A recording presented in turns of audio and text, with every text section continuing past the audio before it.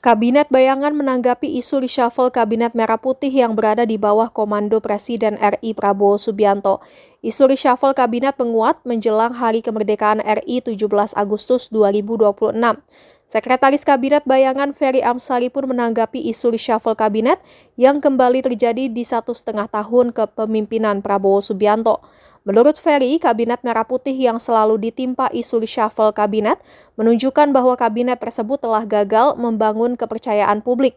Gagalnya Kabinet Merah Putih untuk mendapatkan kepercayaan publik ialah karena kabinet tersebut dirasa sangat gemuk dan bukan diisi orang profesional di bidangnya. Maka dari itu, kata Ferry, seharusnya kepala negara sebelum membentuk kabinet dipikirkan dulu standar kemampuan sumber daya manusia atau SDM yang duduk di kursi menteri atau badan atau lembaga. Bongkar pasang kabinet yang cukup sering dianggap sebagai bukti bahwa pemerintahan Prabowo Subianto tidak siap dalam memberikan orang-orang terbaik di kursi menteri atau lembaga. Pakar hukum tata negara itu pun menantang Prabowo Subianto agar bisa menciptakan kabinet seperti Kabinet Bayangan yang ramping dan diisi orang-orang profesional di bidangnya. Seperti diketahui, Kabinet Bayangan hanya memiliki 15 pos kementerian yang kemudian diisi oleh koalisi masyarakat sipil dari berbagai lintas profesionalitas. Menurut dosen dari Universitas Andalas itu, terlalu gemuk sebuah kabinet, maka akan sulit pertanggungjawabannya. Ferry menilai ketimbang uang negara dihamburkan untuk menggaji pejabat, jauh lebih bijak uang tersebut digunakan untuk kepentingan publik yang krusial. Ferry pun mengingatkan bahwa sebuah kabinet yang bisa memajukan negara dibentuk bukan berlandaskan membagi-bagi kekuasaan, melainkan bisa memberikan pelayanan kepada publik sebaik mungkin. Kan ini sudah ada Kabinet Bayangan, tadi salah satu yang disoroti adalah harapan di gerakan ini kan juga berlaku di daerah. Apakah nanti ada kepala daerah bayangan juga, Mas?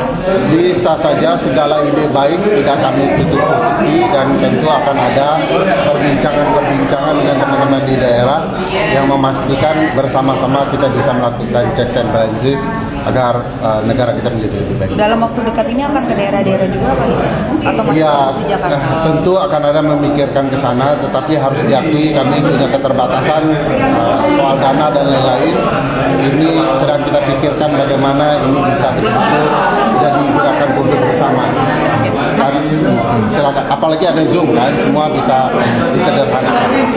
Mas, ini kan yang santer beredar isunya juga akan ada reshuffle kabinet sebelum 17 Agustus. Kalau dari kacamata Kabinet Bayangan sendiri, sebetulnya pos apa sih yang harus di-reshuffle sama Presiden Prabowo? Ya, pertama, kalau buat kabinet itu ya dipikirkan. Reshuffle artinya mereka tidak tahu siapa yang duduk di kabinet, sehingga kemampuannya kemudian tidak memenuhi standar.